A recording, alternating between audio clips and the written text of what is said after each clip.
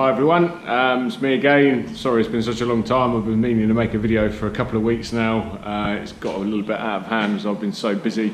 I just keep not finding the time really to film, so yeah, sorry about that. But yeah, welcome to any new subscribers. Thank you for those that have stuck with me. This update has been well worth the wait. I've done quite a lot since the last video, so it would have transformed for most of you unless you've been keeping track of my Instagram. I have been uploading regular pictures there. But yeah, welcome to any new subscribers. Thank you for watching. Please like and subscribe if you like the video, and yeah, feel free to leave me any comments and recommend suggestions or any criticisms you feel that could kind of help me out or improve the van, or if you've got any just general questions, feel free to contact me over Instagram. I have, like I said, been posting quite a few updates on there more regularly.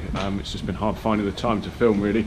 It takes up your whole life doing a van conversion, especially when you're on a bit of a time limit. But yeah, it's looking really cool. Really happy with it. Everything's in apart from the water system essentially, and I need to basically fit out the shower and do all sorts of little niggly things really, but yeah, the solar system's all in. We've had the gas tank and heater installed, so the oven and hob are now connected. Although I do need to reposition the hob because the owners decided they want it to be a bit more out of the way of one of the fold down beds, which after looking at it I think makes a lot of sense. But yeah, I'll give you a quick look around now, and again feel free to leave any comments or contact me on Instagram. So, got the solar panels on. We've mounted one really far forward, given the positioning of the roof fan and the flue, so it seemed better to kind of put them apart so that we've got a bit more space to put everything else on the roof. The bit sticking out up front is actually going to work well because we're going to probably mount a light bar on the underside of the panel, so that will give the light bar the right angle to give the best light when it's on. And then we'll be going with two floodlights, for one on either side of the van and one on the rear as well, so essentially they can light up the entire outside of the van just for security purposes, or if they're messing around at night and having a campfire or something, they want to light up the area. Let me turn this music down quick. Right, so got the bench seat in. It's going to have to come out again because I've still got to do some tongue and groove on the wall behind it, and obviously get in and do all the staining and varnishing on that wall there. We've now got above cab storage area there, still to make the door, but yeah, that's come out really well. Originally crafters and sprinters don't have anything above the cab, so I've had to kind of build that whole structure, and now it's got a tongue and groove ceiling as well in the cab, which I think looks awesome. Doubt that was on the VW options list. And we've got these two dome lights here. Let's get them switched off. And then you've got the solar charge controller. This unit handles up to 3 kilowatts, so it's a real beast. And for the money, I don't think there's a better unit out there. I've seen someone over in the States actually dissect this unit and see the internals of it, and he even said that it's a really well put together unit, and slightly overkill for a van, but if you ever wanted to expand the amount of panels you've got, then this is definitely a good one to consider. Then we've got the Propex thermostat and gas tank meter, so that lights up and shows you where your gas is at, and this just simply turns on, tells you the current temperature and then what the temperature you want it to go to is. This will turn on and off accordingly basically. This is a new unit. The one in my van is actually analog, so you've got two dials just to choose between heat and fan. This one gives you a timer and obviously a visual display of what temperature it's at and what temperature you're setting it to. So well worth upgrading if you're about to get one installed. It's not a huge cost to go from the analog one to that one. So down here we've still got some wires hanging around because the light switch panel is going to be going on this wall here, so that will be going up in the next couple of days. There's your batteries down here, and we've got all the wiring. Still a little bit of tidying up to do. I've been putting some conduit around some of it just to really give it a finished look, but yeah, overall it's very tidy and easy to find what's what really. And also this unit, this fuse box shows you with a light, basically if a fuse blows it will light up next to which one's gone, so it's really easy to replace them. There'll be a door going on this cupboard here, and there'll be a curtain going on this cupboard here just for easy access really to check the solar level.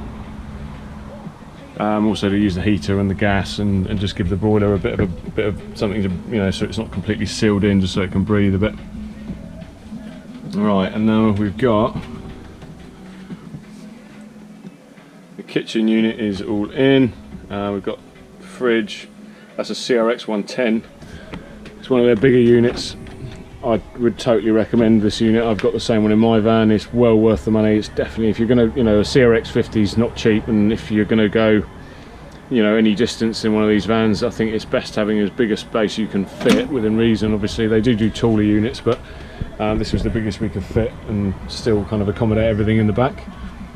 So we've gone for a really big, nice sink. I think it's 440 by 440 and 200mm deep. Really lovely brass, sort of antique tap. So we've obviously got the windows still here, and got all the frame around it. Two really nice 12-volt reading lights. These are the kind of brass equivalent of what's in my van. If you've seen the van tour, you'll see I've got about 3 or 4 of these in chrome. And now we've got the bed area.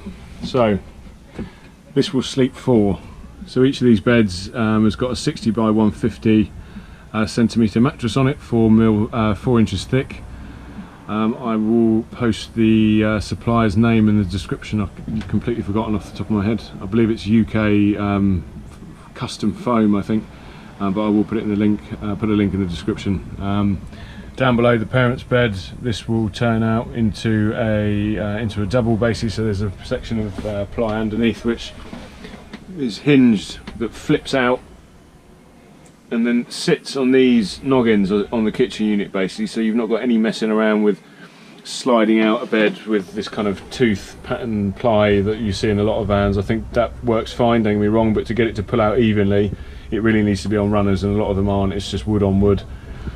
And then you'd need to be at the back of the van and one at the front. You couldn't stand in the gap obviously, because that's where the bed will be pulling out to. So, you know, visually it looks nice when people are putting them up for sale, but personally I just think, you know, if you can have something quick and easy, this is just a matter of lifting up the mattress basically and then flipping the bed out.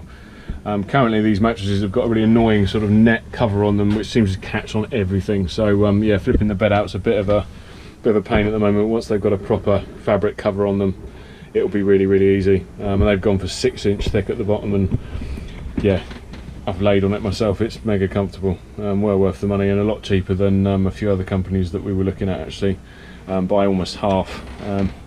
So the shower is still underway. I was waiting to kind of get all the water system buttoned up before I started putting the shower panels on. I wanted to just test that everything wasn't leaking, but we've obviously got the kind of shower trap there which is draining out the bottom anyway, so we should be able to just take the kind of plastic protection layer off the shower tray and just, you know, run some water down there if we need to, just to check everything works before I seal everything up and run the various pipe work through the wall. I'll quickly show you these beds. They just basically pull up. So they're on a latch essentially. Let's pop this down for a second.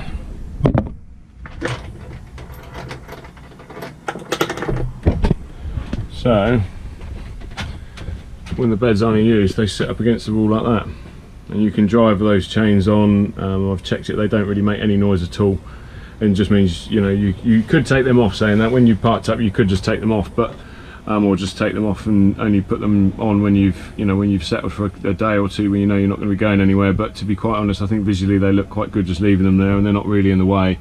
The only change, like I said, is the hob is going to be moving to here.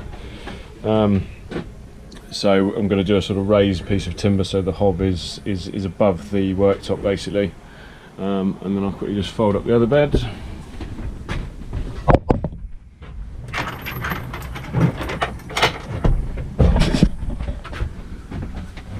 When you step back, you've still got really good galley size there, more than enough space to get down here and either sit down on the day bed when it's sort of set up as a sofa. We've got the Thetford duplex single kind of cavity oven there. It's a push spark, which is quite handy, so you don't need any electric connection to it. Still got cupboard doors to go on. So we left a little space there for chopping boards, and then various bits and bobs can go in there. And then we're going to have sort of pots and pans in a little cupboard underneath. And then, yeah, just some finishing touches to go in here. So there'll be a cutlery drawer underneath, and then there'll be like a 2 shelf cupboard underneath that. Just given where the position is of the gas manifolds, would only really get away with 1 drawer, but actually I think just given the storage space, if you've got drawers in there, you will immediately lose space, I think, and you know, having a cupboard under there, they'll be able to get as much as they want in there really. Below the sink is the other fuse box. So we've got the other 12-way fuse box, water feed pipes coming from the boiler room directly from the tank for hot and cold water.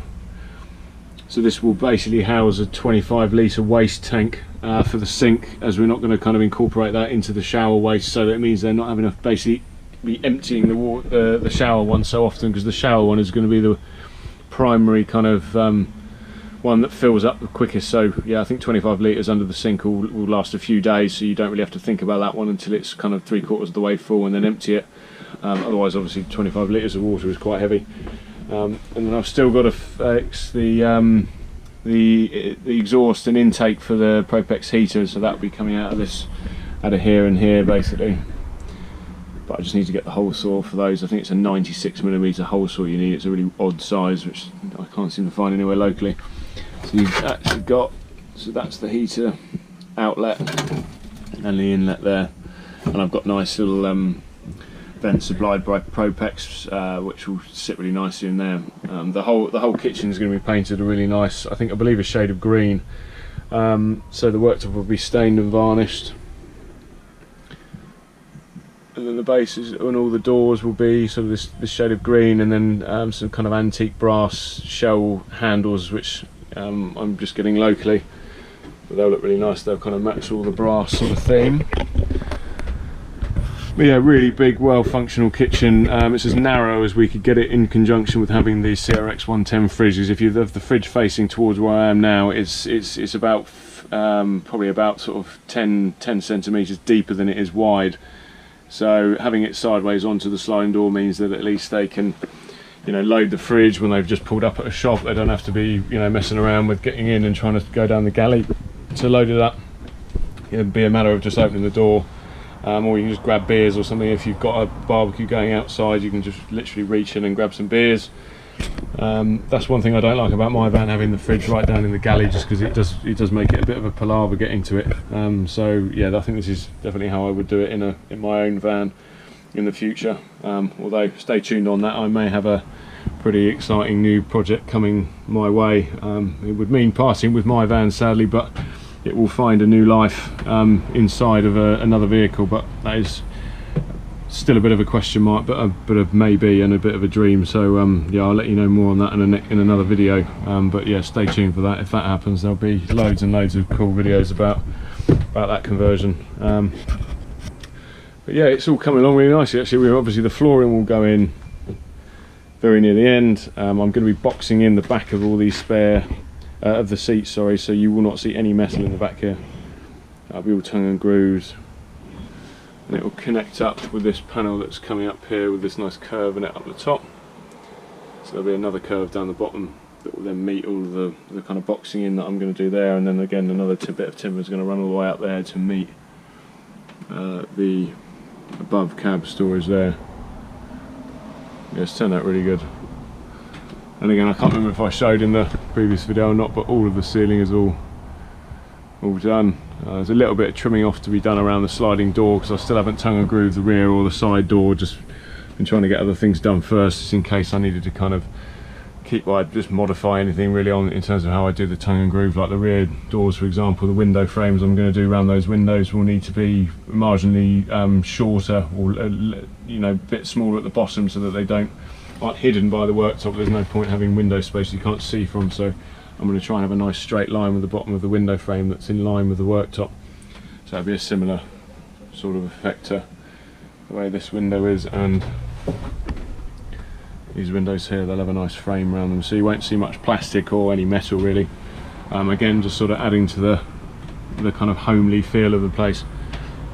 Be quite cool in the future, I think, as well. These are going to get retrimmed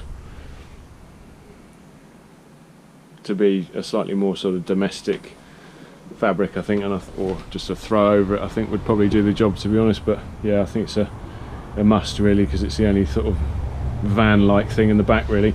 I'm going to box in the base of the bench seat here, so you won't see any of that metal. That'll all be tongue and grooved, kind of basically the same as the way I've done down the side of the sofa unit there, or the double bed.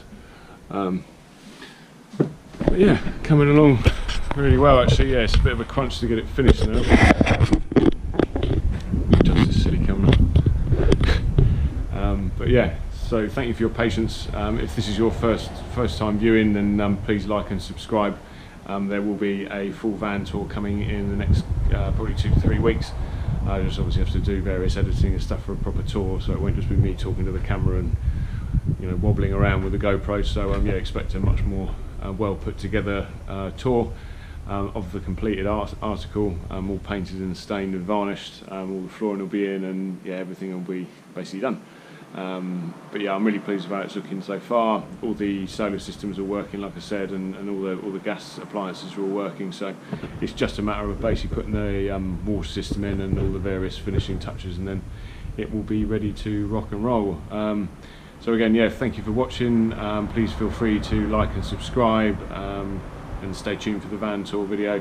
And apologies again for taking so long for uploading the video. I did actually film another video and have just had no time to upload it, so I thought I'd just do a fresh one to kind of show where I'm actually at, rather than that one being 2 weeks out of date as well. So yeah, thanks for watching, see you soon, and look forward to the van tour.